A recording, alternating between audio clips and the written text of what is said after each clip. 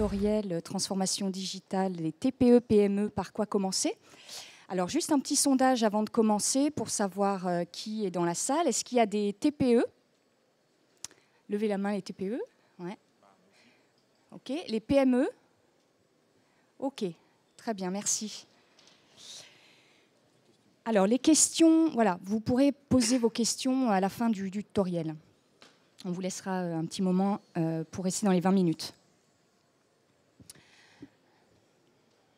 Alors, petite présentation succincte. Donc, je suis Françoise Baron-Lévy, cofondatrice et dirigeante de la société Digitalisez-vous. Donc, j'ai 20 ans d'expérience en marketing digital.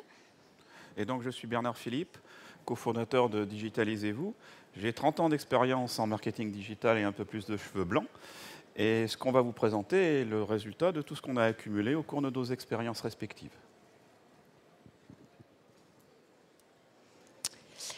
Alors, on va vous présenter une vision complète du digital avec d'un côté le point de vue interne de l'entreprise, avec tout ce qui est interne à l'entreprise, comment le digital change notre façon de travailler. Et de l'autre côté, la vision externe et comment le digital a changé notre façon de communiquer avec les clients. Alors, pour Internet, donc du point de vue externe de l'entreprise, nous avons 4 types d'usages d'utilisation pour les internautes. Donc, une utilisation de recherche d'informations avec tout ce qui est Google, Wikipédia, des blogs, etc. Des utilisations relationnelles, donc tout ce qui est en rapport avec les réseaux sociaux. L'utilisation qui concerne la consommation gratuite ou payante avec les sites e-commerce, Netflix par exemple, les jeux, l'e-learning. Et puis la production de contenu, donc cette motivation de produire du contenu comme le font les blogueurs ou les consommateurs actifs. Sur un schéma analogue, on peut s'intéresser à tous les changements qui sont internes à l'entreprise apportés par le digital. Nous avons un premier type qui est le plus ancien, en fait, qui est celui qui concerne la gestion de l'entreprise. On a vu arriver les outils de comptabilité, de gestion de trésorerie, finance. Aujourd'hui, on a tout ce qui est RH et gestion sociale qui apparaît. Le deuxième est ce qui concerne à l'origine la communication, mais aujourd'hui s'étend à la collaboration. Donc, ça a commencé par les emails, les intranets. Aujourd'hui, on a des concepts de type réseaux sociaux d'entreprise qui sont arrivés. Le troisième concerne la gestion de production. Tout ce qui est gestion des stocks, gestion des achats, bien sûr la planification de la production et tout ce qui va avec.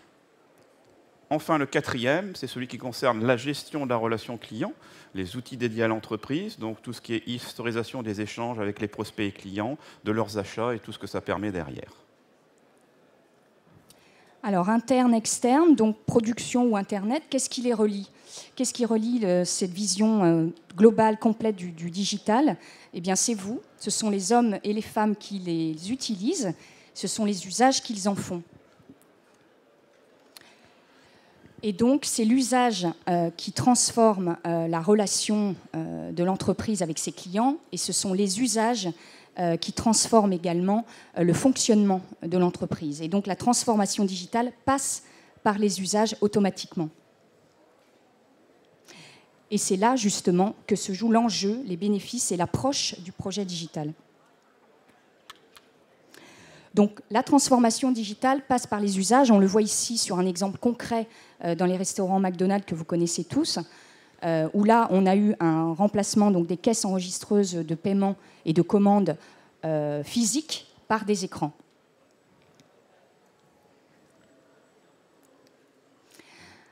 Alors, à deux, on n'est pas suffisamment synchrone pour y arriver. Donc, les bénéfices pour l'entreprise. On va parler des enjeux pour nos entreprises. Alors, nous avons des statistiques françaises qui nous disent, ce sont des statistiques de l'Axel faites par Ipsos, qui nous disent que si on compare une entreprise peu ou pas digitalisée à la même entreprise, même activité, même taille, digitalisée, on peut constater sur la même période que l'entreprise digitalisée a augmenté ses ventes de 36% de plus et a augmenté ses bénéfices de 44% de plus. Bien sûr, ces statistiques ont l'avantage d'être françaises, déjà c'est pas mal, mais elles sont un peu globales. Donc je vais vous proposer de regarder ça un peu plus en détail sur deux aspects. Le premier aspect est celui qui concerne le chiffre d'affaires. la relation avec le client. En ce qui concerne le chiffre d'affaires, le digital permet de fournir aux commerciaux des informations pertinentes au bon moment et de manière aisée. Il permet d'organiser les échanges avec les prospects et les clients, de nouveau de manière pertinente et au bon moment. Il permet de dynamiser les échanges avec les clients, y compris après la vente. De nouveau, on a des statistiques pour ça. On a HubSpot qui nous a fourni des statistiques qui nous dit que le panier moyen d'un client augmente de 20 à 40% lorsqu'on a l'outil digital qui convient, et les ventes globales pour un client augmentent de 41%. Alors évidemment, l'outil qui convient, c'est quoi? C'est ce qu'on appelle, avec un bel acronyme, des CRM ou de la GRC, c'est-à-dire les outils de gestion de la relation client. Alors, les outils, il y en a plein. Les outils, il y en a plein. Il y a des grands éditeurs, dont certains sont présents ici, qui fournissent des outils qui sont très complets, qui ont de nombreuses options, qui malheureusement sont souvent trop chers à acheter, mais aussi à mettre en place pour les TPE et pour de nombreuses PME. En fait, là, il y a un enjeu. Si on regarde un peu les fonctionnalités offertes et le coût de la solution, évidemment, on rêverait tous, si on aime les voitures, d'avoir une Maserati. Maintenant, si on veut livrer des produits un tant soit peu encombrants, dans le coffre d'une Maserati, ce n'est pas tout à fait possible. Et dans le CRM et dans tous les outils informatiques, c'est la même chose. Il faut trouver le bon outil au bon compromis fonctionnalité-coût. Alors on a de tout. On a des outils tout simples qu'on appelle des outils collaboratifs qui permettent de répondre à pas mal de besoins, qui sont des besoins simples mais qu'on a tous. On a bien sûr toute une suite d'éditeurs, ils ne sont pas tous là, des éditeurs internationaux, voire des éditeurs régionaux, dont certains sont présents dans ce salon, qui offrent des solutions qui correspondent à des problèmes différents, qui offrent des réponses différentes et qui nous permettent de choisir le meilleur coût pour la solution. Et on a même des solutions aussi gratuites, qui ont leurs limites, mais qui sont gratuites et du domaine public qu'on peut mettre en place. Ce choix est important. On sait qu'on a le choix, mais il faut faire le bon, parce que dans le domaine de l'informatique, l'adage n'est pas vrai. Celui qui peut le plus ne peut pas le moins, ou en tout cas, il ne peut pas le faire de manière efficace et rentable. Regardons un petit peu la rentabilité côté production, côté interne à l'entreprise. Le digital permet d'optimiser la production. Il permet d'optimiser les achats et les stocks. Il permet aussi de diminuer les temps administratifs à toutes les étapes du fonctionnement de l'entreprise. De nouveau, nous avons quelques stats sur le sujet. Aberdeen nous dit qu'on peut gagner de 8 à 13% sur la valeur des stocks uniquement en les gérant au mieux avec un logiciel adapté. On a une réduction de 7 à 11% des temps administratifs, de nouveau avec les outils adaptés. Et globalement, si on regarde les coûts d'exploitation d'une entreprise, on peut espérer avoir des réductions de 8 à 16% de ces coûts. Là, on est dans le domaine de ce qu'on appelle les ERP, ou en français les PGI. En fait, on a le même paysage et le même problème. C'est-à-dire qu'on a des grands éditeurs. De nouveau, certains sont dans le salon. Et de nouveau, ce sont des grandes solutions qui sont peut-être inaccessibles pour des entreprises trop petites. On a évidemment des solutions collaboratives, pas forcément les mêmes, qui répondent à ces problématiques-là, et bien sûr, de nombreux éditeurs qui offrent des solutions intermédiaires et des solutions du domaine public. De nouveau, le problème à ce niveau-là est le problème de choisir le bon, celui qui va apporter un service aux personnes qui sont dans l'entreprise. Alors maintenant que nous avons vu les solutions digitales adaptées aux TPE-PME et leurs bénéfices, nous allons aborder la question par où commencer? Par quoi commencer? Alors nous sommes dans le domaine de l'entreprise. Évidemment, il faut évaluer la rentabilité. Donc mettre en place des outils digitaux à un coût, cela doit être rentable. Alors justement, si je vous dis 15%, à quoi vous pensez? Non, tu n'as pas le droit de répondre. Ah oui, seulement 15% des projets digitaux mesurent un retour sur investissement à l'heure actuelle. Donc d'après le magazine Best Practice du magazine Système d'information 2018. Vous vous rendez compte, investir dans un quelconque outil sans savoir le retour sur investissement?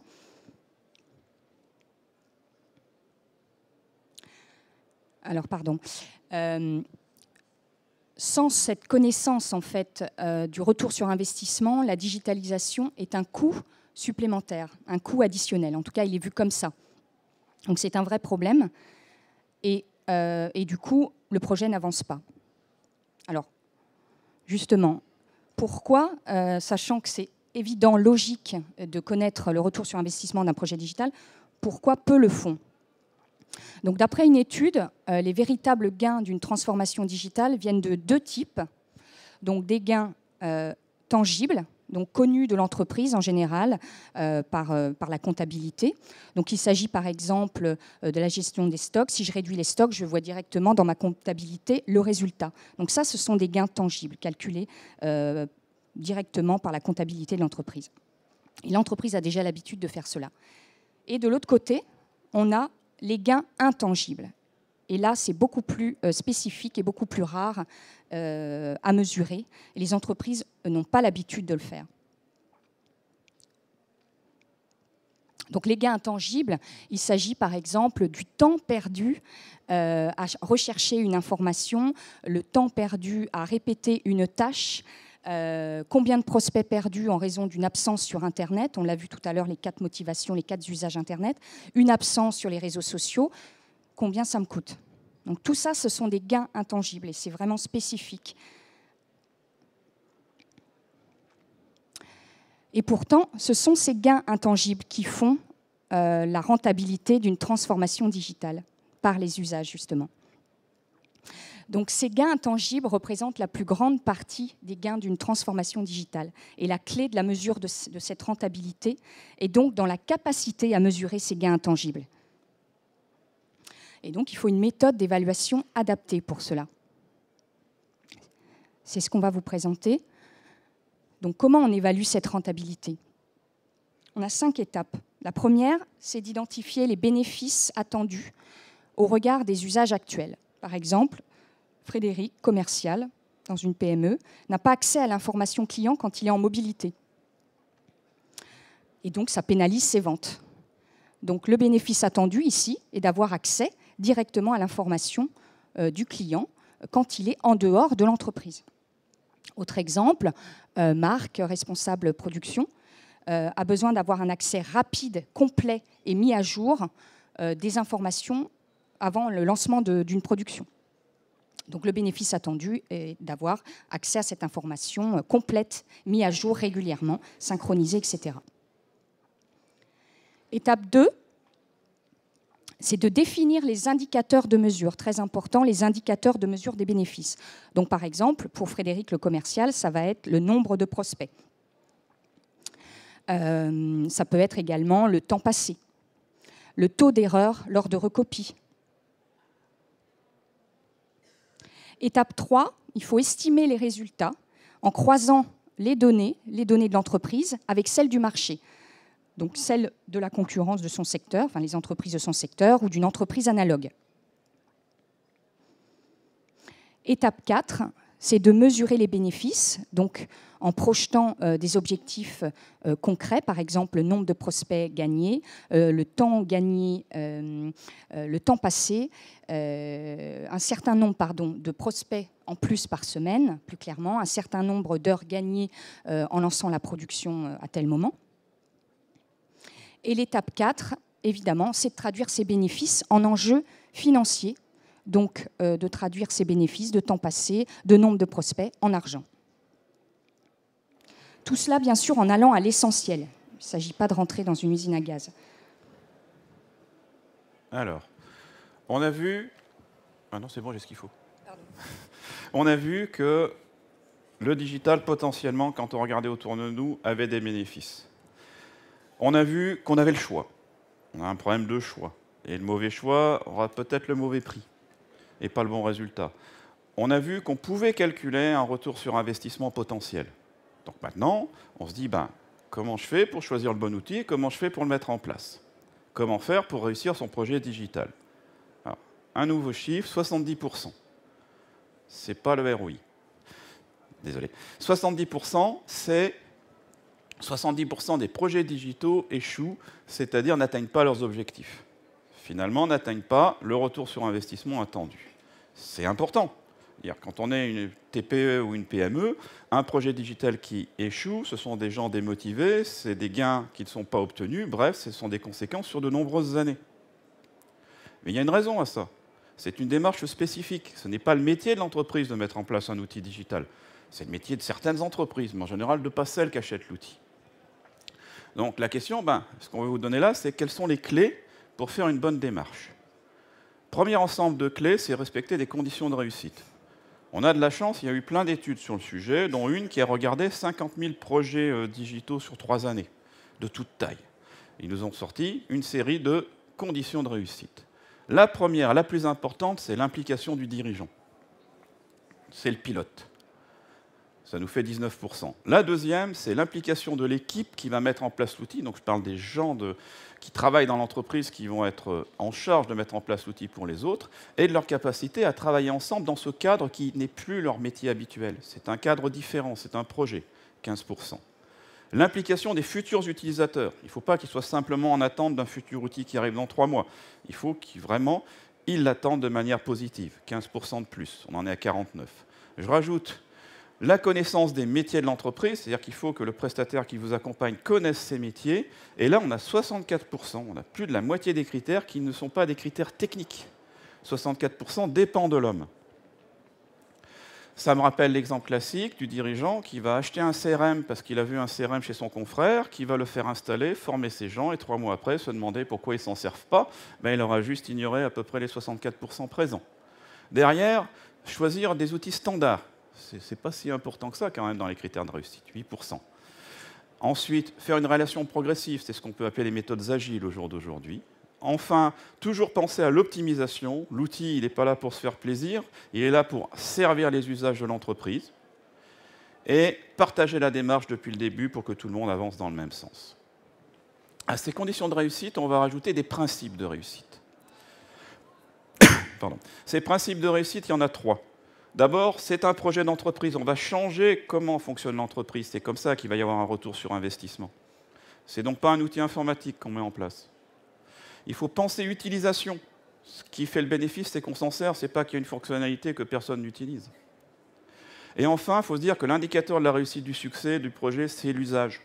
Bien sûr, pour le prestataire qui va venir installer l'outil, il va vous dire « Moi, mon critère de réussite, c'est d'avoir livré ce que vous m'avez commandé, en temps et en heure, et sur les fonctionnalités demandées. » C'est normal, c'est son métier quand même.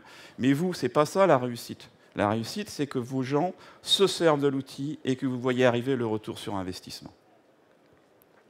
Pour respecter un peu toutes ces conditions, il y a 3 grandes phases à faire pour implémenter un outil. La première phase, c'est ce qu'on appelle une phase de construction et de partage.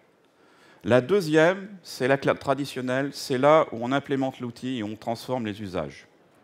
Et la troisième, c'est un suivi qu'il faut faire derrière, en interne, pour continuer l'amélioration des usages, parce que n'importe quel autre outil que vous achetez pour votre entreprise, vous savez qu'il va devoir évoluer. Vous achetez des machines-outils, vous savez qu'elles vont devoir évoluer. Et bien l'informatique, c'est la même chose. Quelques petites clés pour réussir ces étapes. Sur la première étape, ça commence par un état des lieux. Qu'est-ce que je vais avoir besoin? C'est là que je calcule le retour sur investissement potentiel, en fait. Derrière, je remplis ces fameux 64%, c'est-à-dire que la direction s'implique, les futurs utilisateurs, les membres de l'équipe de projet s'impliquent, c'est les fameux 64% du camembert. Et enfin, ça permet de définir des besoins réels sur lesquels toute l'entreprise est d'accord. L'étape suivante de réalisation est plus traditionnelle. Là, on peut choisir la solution. On a réfléchi quels étaient les bénéfices. Les utilisateurs ont réfléchi à qu'est-ce qu'ils attendaient. Donc on peut choisir la bonne solution, le bon ensemble de fonctionnalités pour le bon prix. Derrière, traditionnellement, évidemment, on l'installe. On a un prestataire qui la paramètre, qui la valide. Et surtout, il faut se dire qu'on va le faire de manière itérative.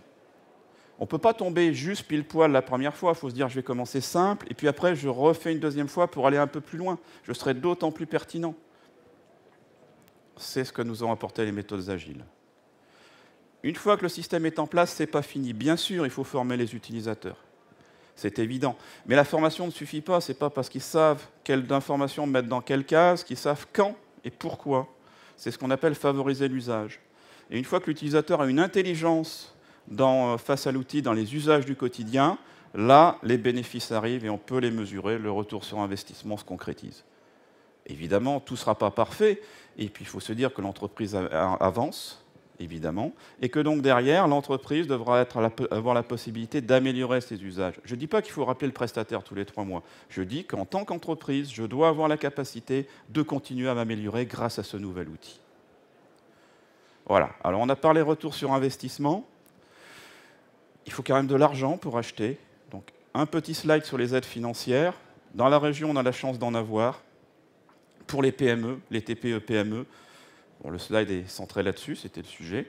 On a des aides pour aider à étudier la possibilité de mettre en place des outils digitaux. À partir du moment où ça correspond à la stratégie de l'entreprise, on a Pays de la Loire Conseil qui peut prendre dans une certaine enveloppe jusqu'à 50% des coûts de service de conseil extérieur. On les utilise très rarement, mais ils existent, et ça permet de financer une partie de la phase de réflexion. Derrière, lorsqu'on passe à l'acte d'achat et d'installation, on a Pays de la Loire Investissement Numérique. De nouveau, c'est 50%, ça prend la licence, la première année de maintenance ou de location, la mise en place, la formation si elle n'est pas financée, évidemment dans une certaine enveloppe. Et quand vous êtes sur certains territoires, et ça c'est pas facile à avoir comme condition, vous avez l'Europe qui rajoute par-dessus. C'est-à-dire que quelque part, vous pouvez vous faire aider pour financer une partie de votre transformation digitale sur les phases de réaliser et d'utiliser. Mais au bout du bout, la clé de tout ça, la clé de votre réussite, c'est dans les hommes et les usages qu'ils feront de l'outil. Est-ce que vous avez des questions?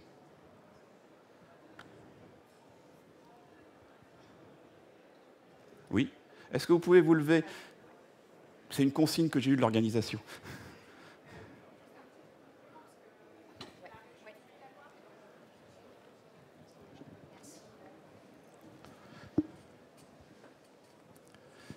Oui, bonjour, Noémie de la région. Donc effectivement, voilà, il y a les aides présentées. Et puis je vous invite, en fait, on a un collègue de l'agence qui est sur le stand d'ADN Ouest sur les parties experts. Et donc qui pourra répondre à vos questions en rendez-vous individuel sur les aides. Et puis on a des petites plaquettes à dispo voilà, sur les stands. Donc n'hésitez pas. Et puis n'hésitez pas à appeler la région si vous avez un projet. Parce que voilà, on est prêt à regarder, que ce soit dans le cadre d'aides vraiment spécifiques ou alors dans des projets plus importants, on peut regarder aussi voilà, comment on peut vous aider. Donc n'hésitez pas. Ouais. Et n'hésitez pas à y aller, parce que plusieurs de nos clients ont utilisé ces aides, et franchement, la région est très volontaire et très aidante dans cette démarche-là. Merci à vous.